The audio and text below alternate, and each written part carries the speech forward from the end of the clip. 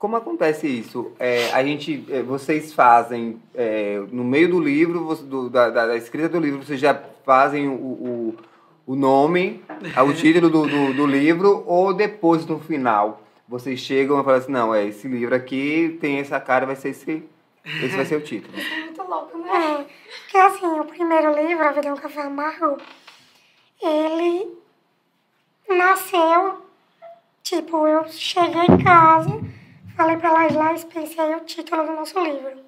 Só assim, Laís, qual é o título? Eu falei. De início eu odiei. Eu falei, ninguém vai comprar esse livro. Ninguém vai comprar esse livro. Só que aí depois eu fui associando tudo que eu tinha escrito, o meu processo de escrita, e eu falei, nossa, encaixou perfeitamente com o que eu quero. Foi tudo encaixado. Foi tudo encaixado. Inclusive essa foto que ela tirou, foi muito antes do livro ser publicado. Só que eu achei, quando ela falou do título, me veio essa foto, porque ela tá, pra mim, eu não sei se foi coisa minha, eu olhei ela assim, o olhar dela foi tipo um olhar tão maduro. Eu falei, a vida é um café amargo.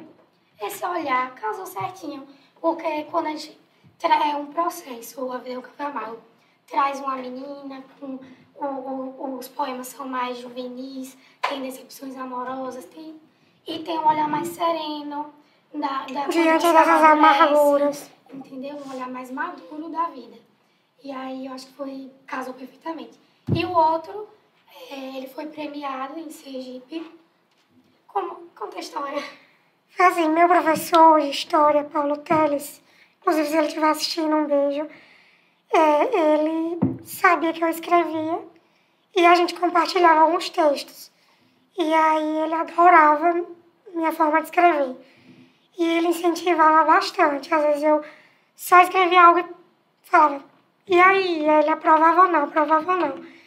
E aí um certo dia, logo depois que a gente estava terminando de publicar o primeiro livro, ele me mandou um edital lá de Sergipe que estava premiando obras que nunca foram publicadas.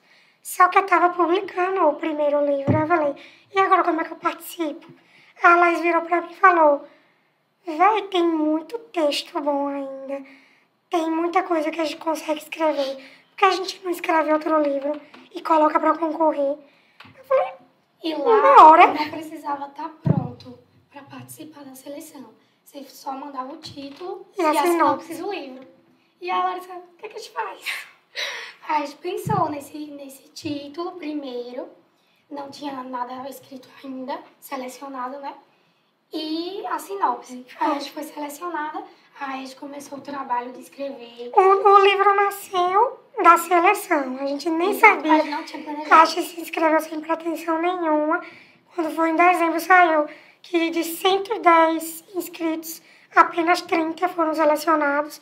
E a gente estava nesses 30. Glória a Deus. E a gente ficou muito feliz. A gente falou, bora correr atrás. Aí escrevemos e publicamos. E aí fomos publicar oficialmente lá, né? Porque eles têm todo um processo que é a partir da Lei Aldir Blanc. Eles, tipo, premiam, aí dão valor, e a parte do valor você investe no livro. Eles não preparam nada, a gente que tem que ir atrás de editor e tudo. E aí foi assim surgiu o Amor à Utopia. E que bom, né? Tá agora sou Joe, né? Eu vou ganhar medalha de bronze. Ou seria prata, vocês... Acho que é uma. Títulos, né? Sempre tive problema com título. Título de livro, de poesia, pra mim sempre foi um drama. Eu acho que eu demoro mais. Em decidir o título do que o texto em si. E eu sempre me achei péssimo em criar títulos. Meu Deus, o que é que eu faço? Aí a gente tem sempre aqueles amigos, né, que também gostam de escrevem. Leia esse poema aí, esse título aí. E meus amigos são, assim, são os melhores amigos e os piores amigos do mundo, né? Porque eles deixam... Eu pergunto assim de teimoso, mas eles deixam para que eu me virem. E, por incrível que pareça, assim, eu gosto muito dos títulos. E eu costumo, não é uma palavra só. o próximo livro, o de prosa, o romance, aí sim, é uma palavra só, é totalmente diferente do que eu escrevi, ó. A paisagem cinza dilacerada. Na verdade, é um verso de um poema, né? Então, eu gostei muito dessa imagem criada, e aí eu disse, esse vai ser o título. Por quê? Porque cada poesia, cada poema desse livro aqui, ele foi escrito em um lugar. Então, tem escrito aqui em Euclides, Tucano, Feira de Santana, Araci, Conceição do Coité. Por quê? Foi uma época em que eu viajava muito. Eu fazia um mestrado lá na UFES. Então, passei 2 anos viajando para lá o tempo todo. E aí muda um pouco a vida da gente, sempre mudando de cenário o tempo todo. E estudando também o conceito do que é paisagem. Foi mexendo comigo. Esse livro, sim, foi criado basicamente nesse período aí, de 2014 e 2015, foi quando eu publiquei. Foi baseado nessa ideia dos lugares e do tempo, né? Como eu já falei, né? E do eu e do outro, enfim, tem muita coisa boa aqui. O segundo, olha o título, O Inverso do Sopro. Aqui é como se eu quisesse falar muito também. Quisesse colocar para fora muita coisa que eu estava... como eu sentia o mundo naquele momento. Aqui já é como se o mundo estivesse em mim, assim, estivesse todo o tempo todo degustando. É para dentro, um olhar para dentro, né? O inverso do sopro. Um sugar. Né? E enquanto nos devoramos, essa coisa... Nós vivemos um momento de caos, né? Recente, assim. Nosso Brasil está passando... Sempre passou por momentos de turbulência, mas agora eu estou nesse tempo, então eu diria que o tempo mais turbulento, para mim, é o que nós estamos vivendo agora, né? E esse livro fala um pouco dessa coisa. Enquanto nos devoramos, enquanto a gente se devora, muita coisa acontece. Então, tá falando da relação do eu e do outro aí. E esse olhar para a gente, para o outro, para o mundo, sabe? Esse livro trata um pouco disso. Agora, como é que se coloca o título? Comigo é sempre a última coisa. É a primeira coisa que vem, mas é sempre o último, porque é o mais demorado, né? Até decidir assim... Que já está no forninho, você falou que já tem já o título. Você falou. Sim, é Sina. Sina é o nome... Se eu não mudar, né? Que não estou assinando contrato aqui. Se eu não mudar, será Sina, porque nesse livro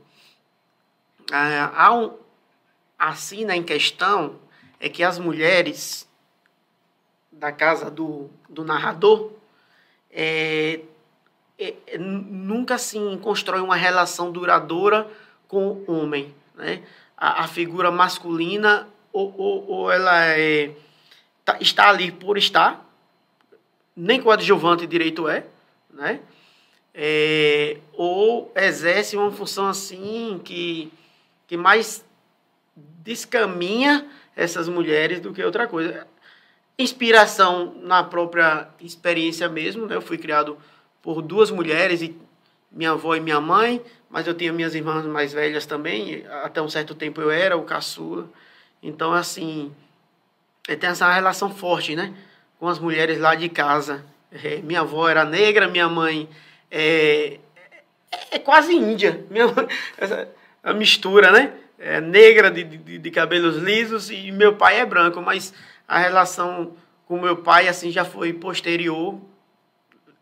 A gente convive muito bem hoje em dia, com uma família, parece uma coisa só, mas tem esses dramas de infância, como muitos nordestinos, né? Essa coisa de viver e se criar longe de um pai. E aí os motivos, talvez, o leitor descubra ao ler os meus livros. Os poemas trazem muito disso, mas o romance, ele é muito mais forte nessa questão. Vai estar mais evidente. E mais que o romance, é um livro de contos, que eu escrevi assim, me inspirando também na minha família, em amigos, no que eu via. Que as pessoas penso que tudo que está no papel foi que eu vivi. Não necessariamente, mas... Esse primeiro livro seu mesmo, eu achei que ele foi escrito justamente em primeira pessoa. Ele tá então, eu escrevo muito mais em primeira pessoa, né? O romance está em primeira pessoa. Porque aí é mais verdadeiro, no sentido... Para o que eu queria o narrador é o filho, né? É um filho branco com a avó negra, com a mãe negra índia. Então ele se vê naquele mundo assim, tentando se entender e revelando as coisas dessa família, esses dramas que são dramas que aparentemente todo mundo, quase no Nordeste assim, é muito comum, mas tem coisas que vai saindo desse lugar comum, né? E para não achar que o livro é assim, já é dado, não, aí se engana um pouco, né? Então será mais homenagens à minha avó. Eu sempre dedico a avó, a mãe, mas esse daqui, a dedicação já não foi para minha mãe e minha avó, foi para todos aqueles que ainda se importam com alguma coisa inútil. Eu até fiquei me perguntando por que inútil, não útil. Porque o último é mais óbvio, né? O inútil não. E a gente lida com essa questão. A poesia, enfim, é útil ou inútil? Né? Até tem um livro que eu li recentemente, que é uma tese, que é do poeta Antônio Brasileiro, das inutilidades da poesia. Eu gosto trabalhar com isso. Enfim, a poesia, a literatura é útil para nossas vidas, né? A gente também é um ponto assim para se discutir.